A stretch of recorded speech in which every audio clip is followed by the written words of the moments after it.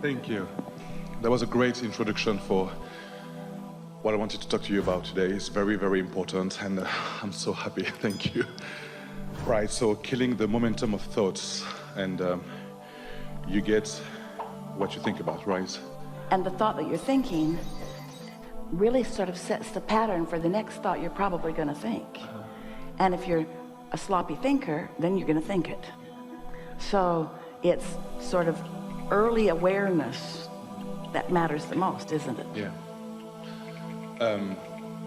You have been in my life for now the last 6 months. So what do you do? We're only going to interrupt a little bit.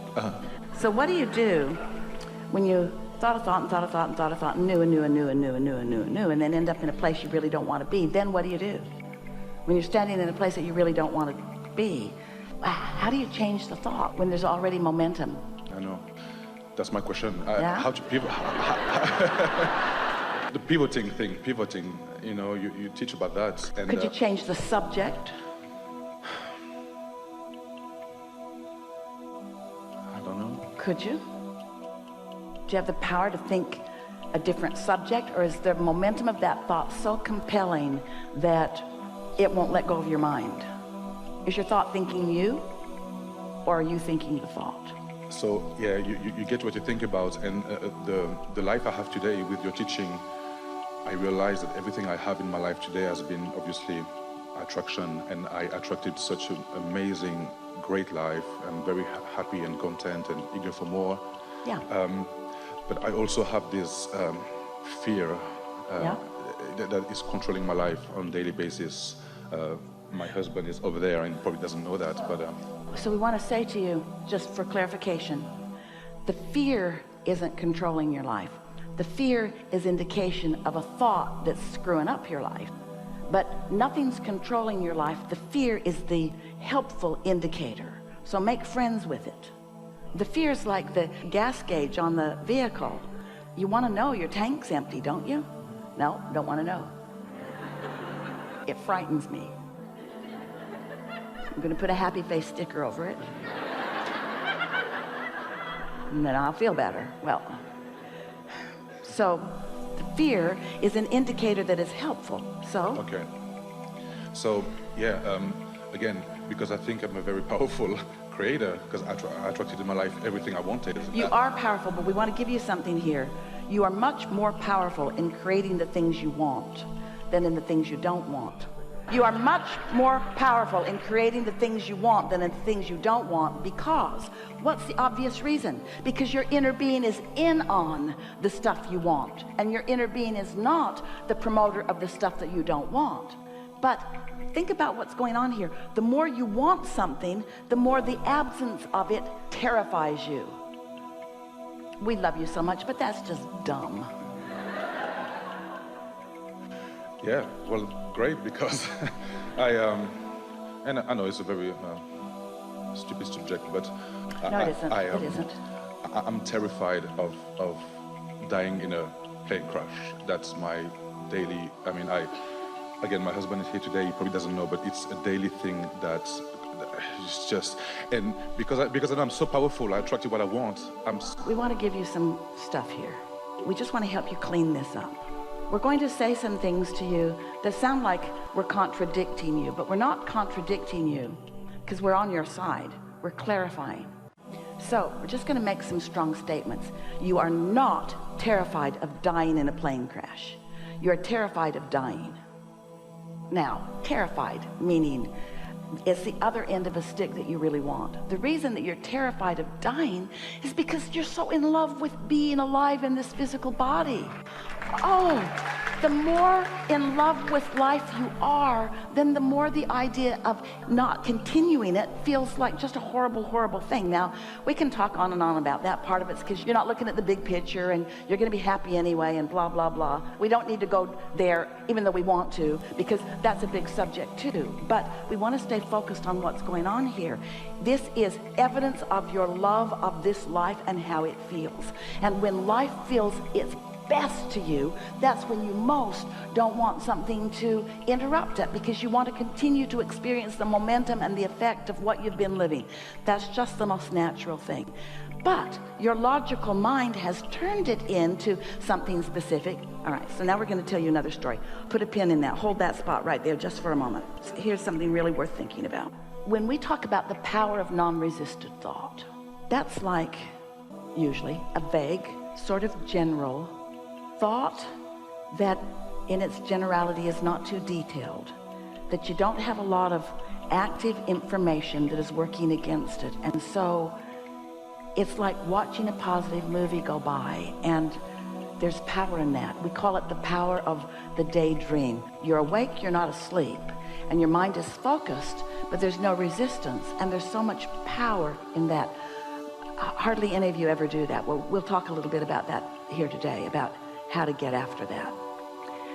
So Esther's been playing with that, where she's been setting time aside, where she's been pretty sure she's in the receiving mode because she meditated or was basking or something, pleasing herself in some way.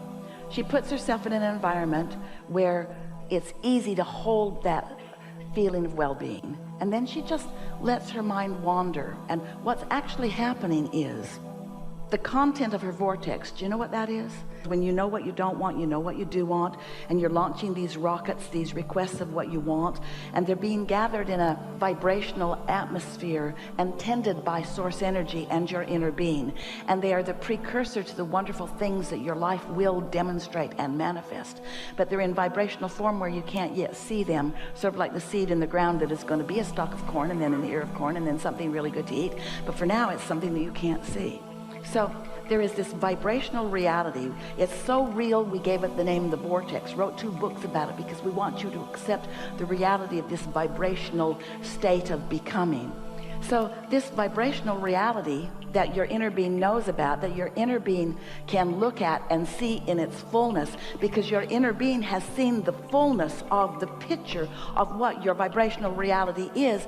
As your inner being is consciousness that knows that, as your inner being knows that, holds that consciousness upon the becoming of your life experience, and you are in a state of allowing, meditating or daydreaming or appreciating or rampaging, where you're not blocking it, then those images or visions or dreams or even sometimes words can float seamlessly into your life experience, sort of like you're watching a movie.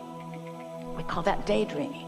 It is the most important skill to master, because it's non-resisted thought, and it means you're tuned in, tapped in, turned on with what you've created, and you are in an utter state of allowing, where it's flowing into your mind for the purpose of inspiring you and thrilling you, and maybe inspiring you to some action. But that's not the main event. You're not daydreaming to motivate yourself into practical action. You're daydreaming to experience the deliciousness of what you've already created. It's like an advanced announcement of that. So you get the picture of daydreaming. What you're doing with the airplanes, you're nightmaring. And it's logical that you would. So let's talk about why you're doing that.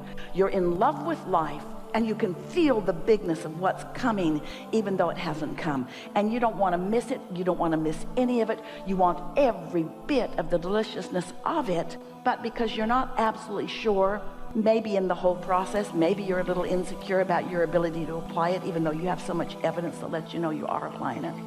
You're picking up chatter from the world rather than from your vortex. Sometimes in those fearful moments, you're more of a vibrational match to the chatter that's not coming from source, that's not coming from your vortex, rather than being a vibrational match to the chatter that's coming from your vortex.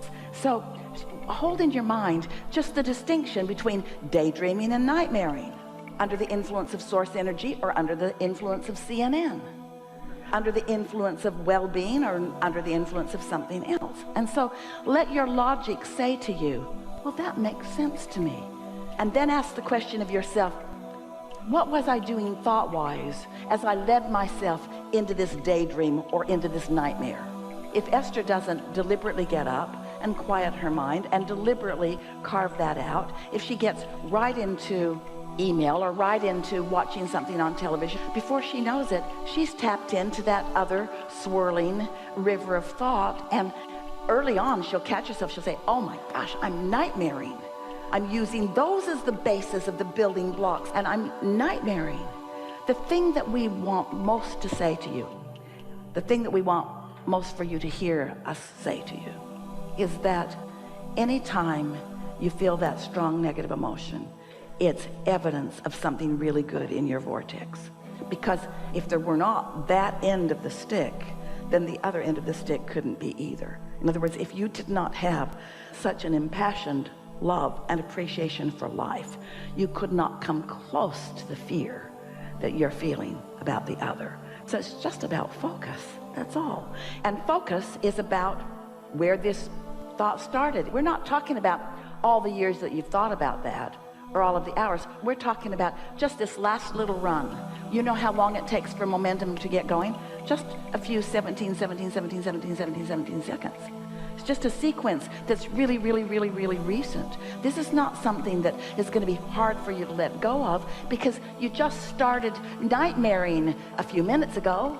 But even for these thoughts I've been thinking for years, is it like, it's something that I've been thinking for years, and I just want to make sure it's not too late to just pivot and just stop the momentum of these thoughts, because again, the things I've been thinking for years to have. Must be a really puny, not very powerful thought. You should have fallen out of the sky years ago. Oh, yeah.